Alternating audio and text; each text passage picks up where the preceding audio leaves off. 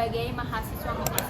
Aku adalah mahasiswa yang pulang pergi dari rumah ke kampus. Kehidupan yang katanya bebas tapi sebenarnya penuh dengan pelajaran.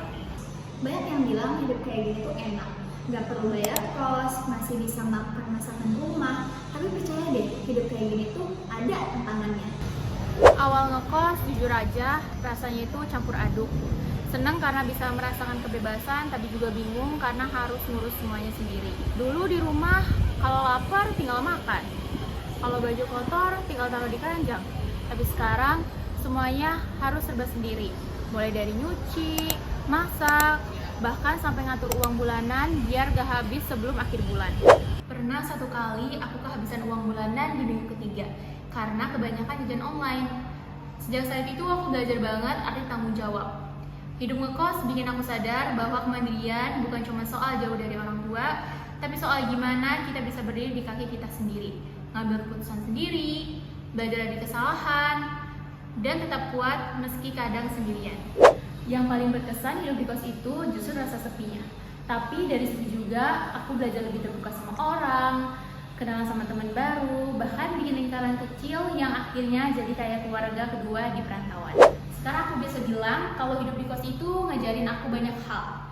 Aku belajar mandiri, disiplin, dan menghargai hal-hal kecil yang dulu aku anggap sepele. Jadi buat teman-teman yang mungkin sekarang lagi ngerasa berat hidup jauh dari rumah, percayalah proses ini akan membuat kamu menjadi lebih kuat dan dewasa. Tiap hari aku berangkat pagi-pagi banget biar gak macet, atau kadang pulang malam setelah ngerjain tugas kuliah atau kegiatan kampus. Capek, iya, tapi dari situ aku belajar cara mengatur waktu dan tenaga.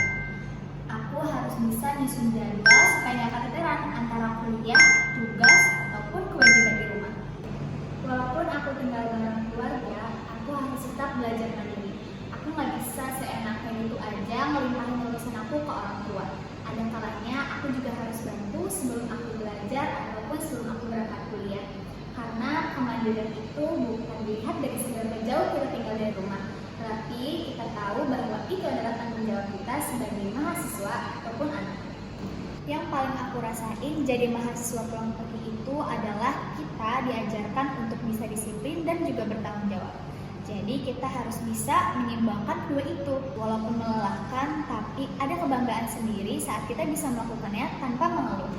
Dari semua itu aku belajar bahwa kemandirian itu bukan dari seberapa jauh kita dari rumah, tetapi dari cara kita bertanggung jawab untuk hidup kita sendiri dan bisa mengatur kehidupan kita. Dari dua gaya hidup yang berbeda ini, kita bisa melihat bahwa kemandirian seseorang tidak diukur dari seberapa jauh ia tinggal dari rumah, tetapi dari cara dia bertanggung jawab untuk dirinya sendiri. Mahasiswa ngekos belajar mandiri di tengah kesendiriannya, sedangkan mahasiswa PP belajar mandiri di tengah kenyamanan keluarga. Keduanya sama-sama menempuh jalan yang berbeda, namun memiliki tujuan yang sama, menjadi pribadi dewasa, tangguh, dan mampu mengatur hidupnya sendiri.